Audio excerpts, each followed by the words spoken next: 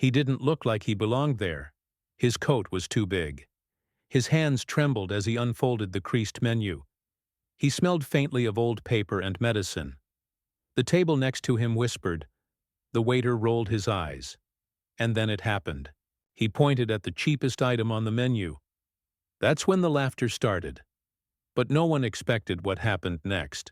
When the restaurant owner stepped out from the kitchen and quietly walked over to sit beside him.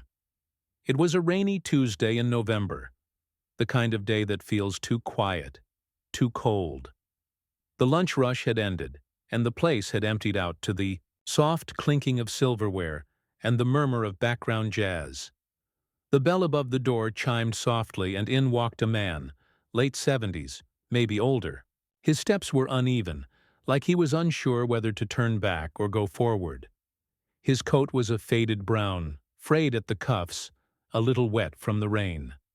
One of his shoes squeaked with every step, and he clutched a battered leather wallet close to his chest like it contained the last pieces of his dignity.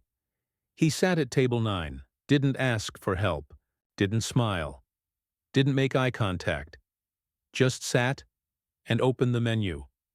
The waiter assigned to that section, Tyler, young, cocky, with an air of forced politeness, noticed him and sighed, not because of the man, but because Tyler had been planning to duck out early.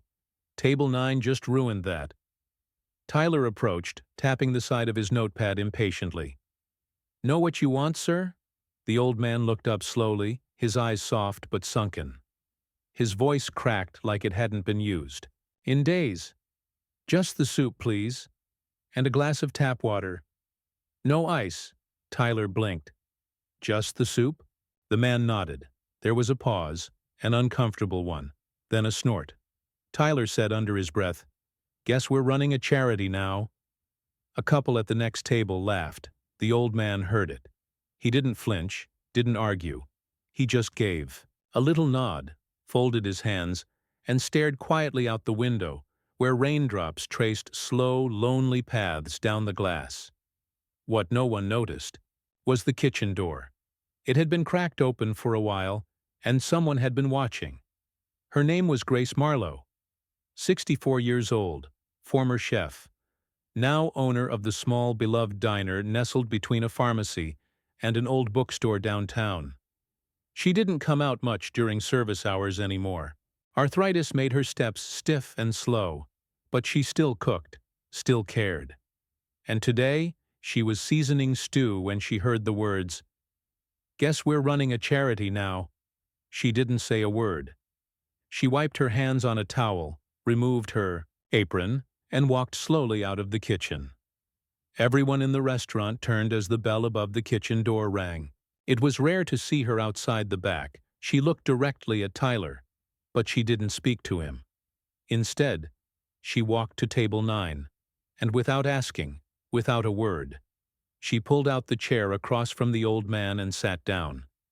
For a moment, nobody moved. Then Grace smiled, warm but tired. The old man blinked. I was hoping you'd come in again, she said gently. He seemed confused.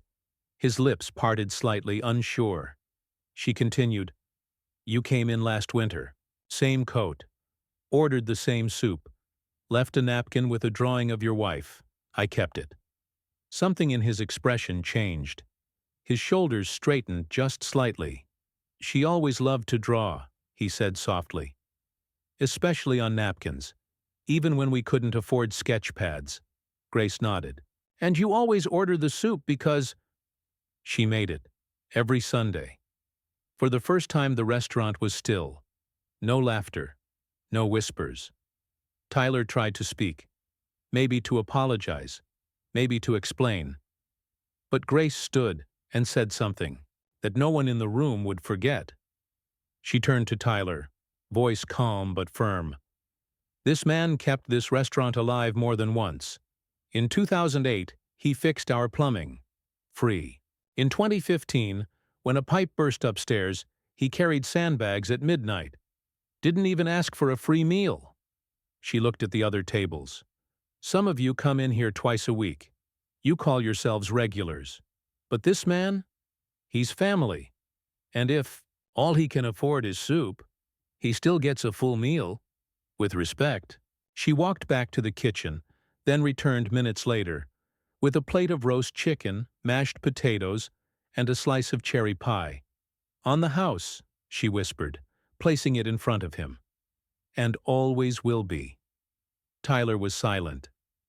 That night, he stayed late, scrubbing down the kitchen. He didn't say much for the rest of the week, but the next Tuesday, the old man came in again. Tyler greeted him first, carried his food himself, sat with him during his break, asked questions about his late wife's drawings. They never spoke about that day again. But every Tuesday, the same table was set before opening. A glass of water, no ice, was already poured. And the kitchen made soup, even if no one else ordered.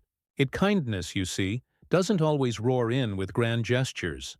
Sometimes it walks in with squeaky shoes, orders soup, and teaches a room full of people how to remember their humanity.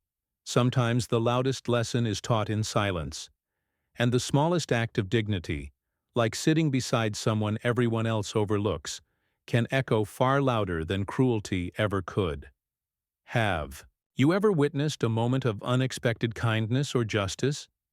Share your story in the comments.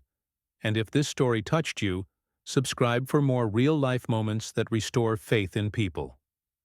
We're Relieved Stories US, where a single image tells the whole truth.